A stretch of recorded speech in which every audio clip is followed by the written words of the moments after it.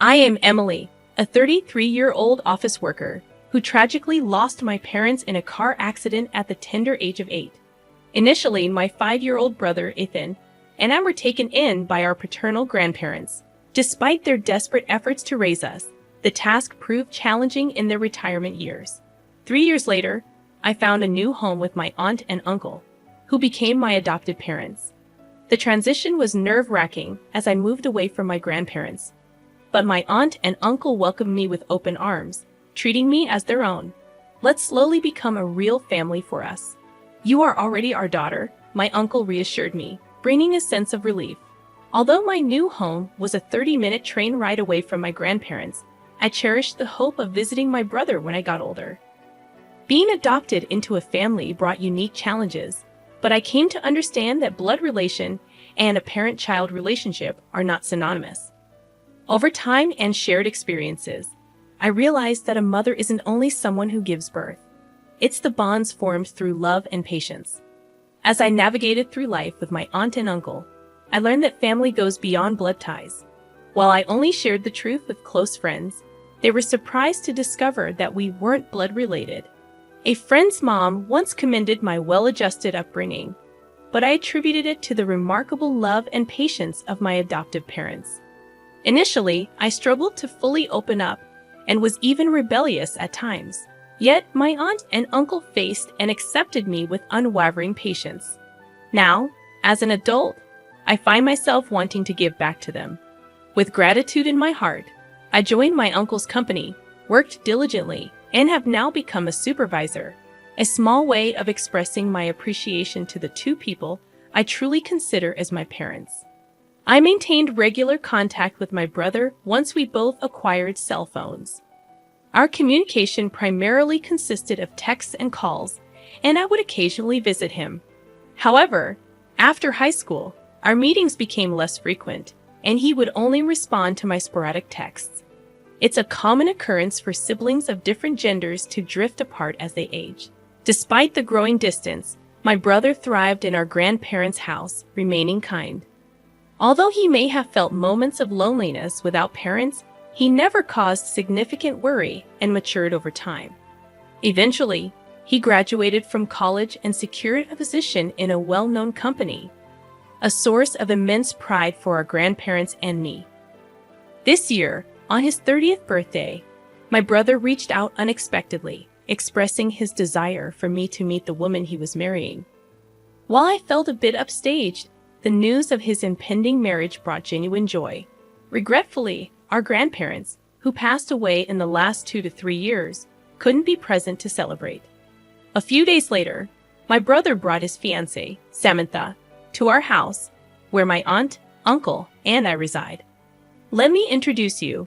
This is Samantha, my fiancée," he proudly announced. Reflecting on our journey from losing our parents at a young age to being eventually separated, he expressed warmth in his eyes. Witnessing my brother's happy face made me feel almost maternal towards him. As he introduced Samantha, I greeted her warmly. "I'm his sister, Emily. Thank you for coming today." I couldn't help but express my happiness at seeing my little brother all grown up. My aunt and uncle also welcomed Samantha with smiles and warm greetings. "Congratulations on your engagement. I'm glad to meet Samantha too," I added. Samantha responded briskly with a smile, expressing her gratitude for the warm reception. "No, it's only natural for us to come and greet you. I also wanted to have a chat with my future sister-in-law," she said, initiating a friendly conversation. I had envisioned her as a sheltered young lady, being the daughter of a company president. However, she appeared quite capable. Ethan, being a gentle and easygoing type, perhaps complemented her well. That day, as we all introduced ourselves and chatted over cake, my aunt and uncle included, she looked directly at me with determined eyes. Amidst various questions about my single status, plans for marriage, and life as the adopted child of the family, she seemed genuinely interested in getting to know me, her future sister-in-law. As we exchanged contact information before parting, she later reached out, suggesting we meet at a cafe. It felt like the beginning of gaining a sister, a somewhat ticklish feeling.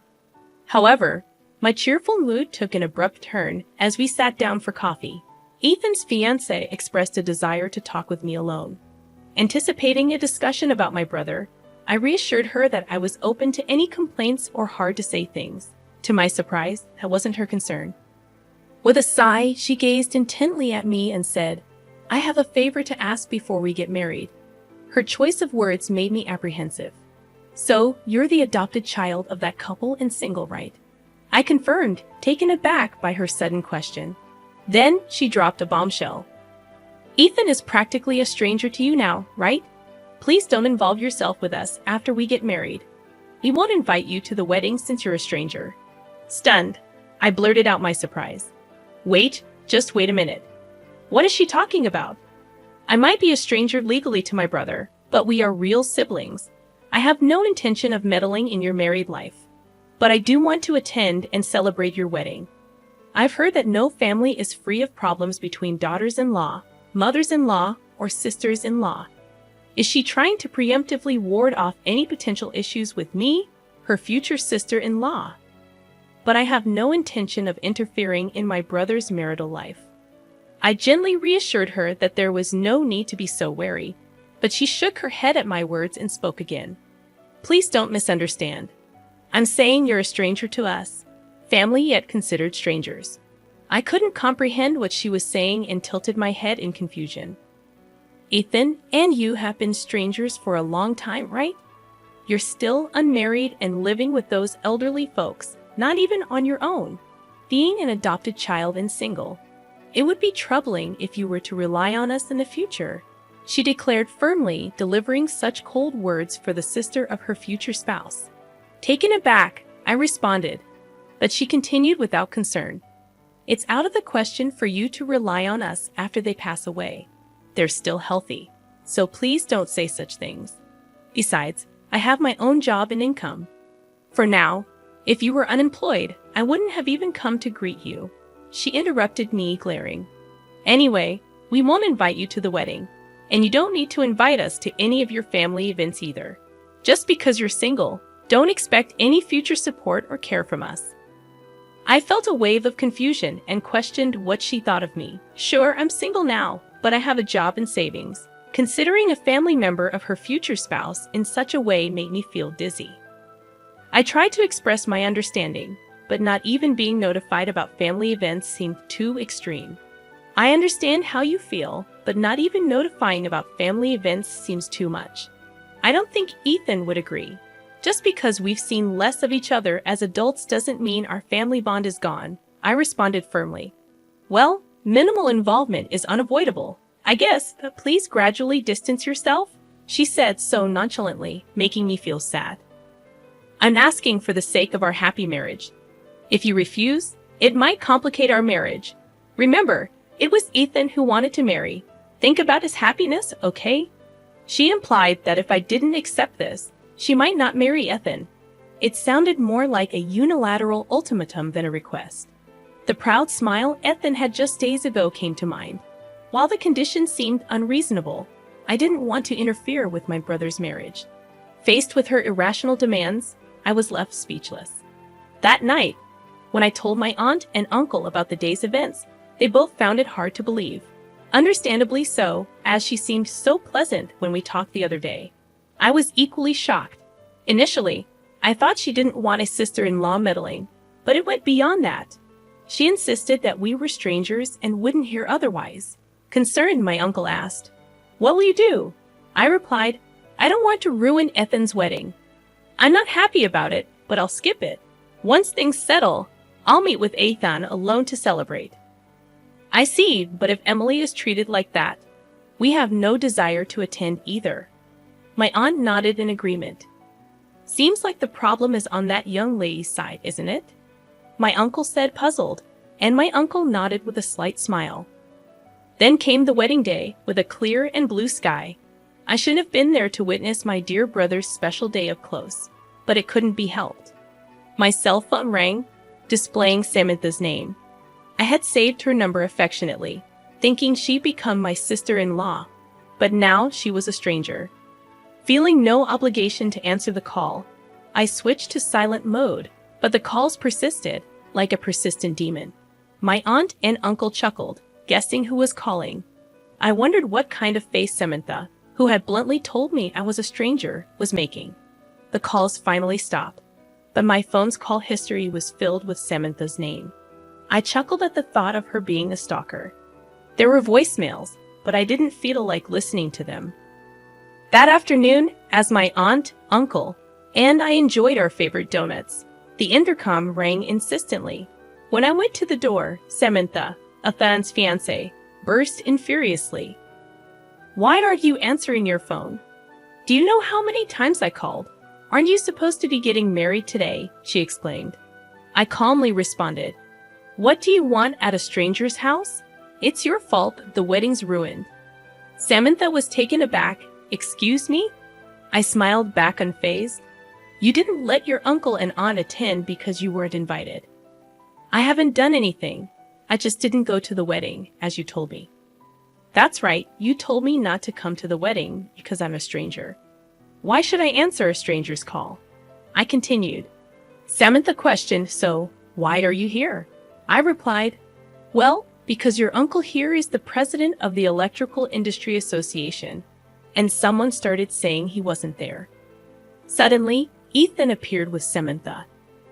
Ethan, sorry. I thought she ran off without listening to me, but she really came here. Sorry, Emily.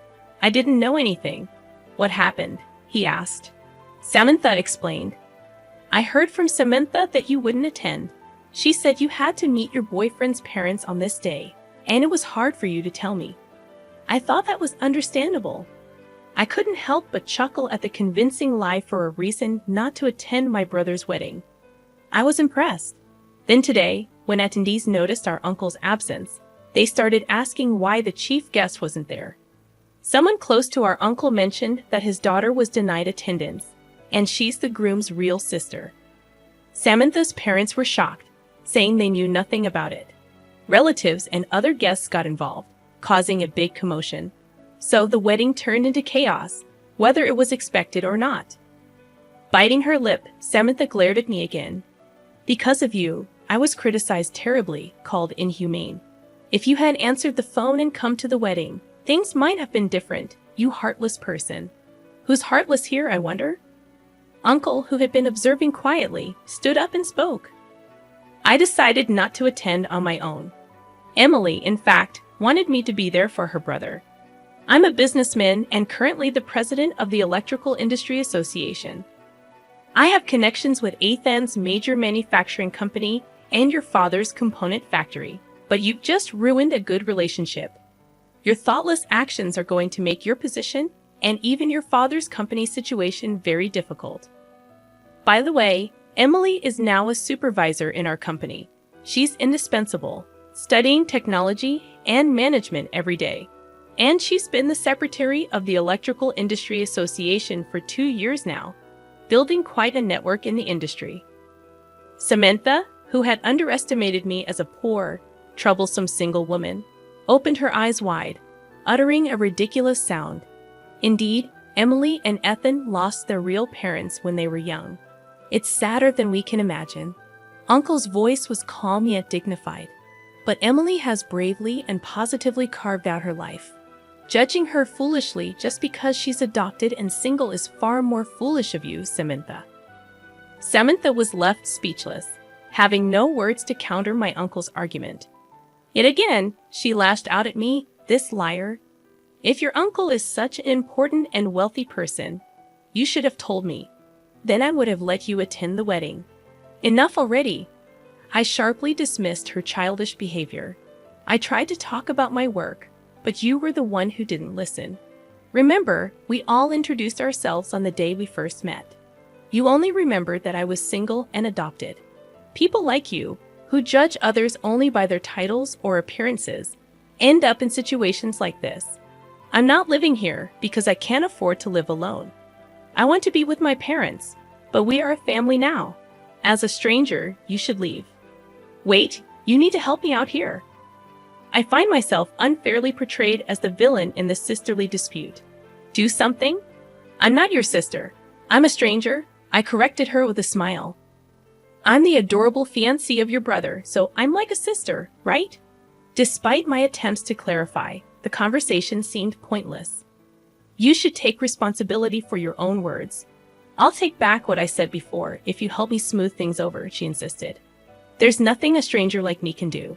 Wait, goodbye then, I stated firmly. She protested, no, come on, let's go, as Ethan reluctantly led his protesting fiancé away. Afterward, Ethan and Samantha's engagement was called off, and she had to deal with the wedding cancellation fees. Despite her complaints, her parents accepted that it was her fault. Despite being the daughter of a president, her father's company was just a small factory, and maintaining relationships with Ethan's major company and my uncle's electrical industry association was crucial for survival. Due to her actions, her father had to apologize profusely. Samantha, having caused such a mess, was reprimanded and not allowed to return home. She tried to stay with friends, but after the wedding fiasco, they distanced themselves, and no one offered help. Ethan came to apologize, reflecting on his choices. She only liked me because I worked for a major company and had no parents to trouble her. The way she treated you like an obstacle. I hate that I couldn't see through her. Ethan slumped, and we all tried to comfort him. It's good that we weren't married yet, and she was pretty. It's not your fault for being deceived by someone who hid her true self. I reassured him. You're too kind. It's a shame about her, but someday you'll find someone who truly cares for you, I said, hopeful. Here, Ethan, your favorite donuts. Let's have some coffee, I suggested, trying to lighten the mood. This incident somehow brought me closer to Ethan, with whom I had lost touch as adults. I realized I had also been neglecting to contact my brother. The initial news of his engagement was the reason for our reunion, so in a way, I'm grateful to her. Watching Ethan and my aunt and uncle talk like a real family, I pondered these thoughts. Friends, lovers, family, maybe we take those closest to us for granted and forget to show them care. I resolved to cherish my loved ones more. How are your loved ones doing?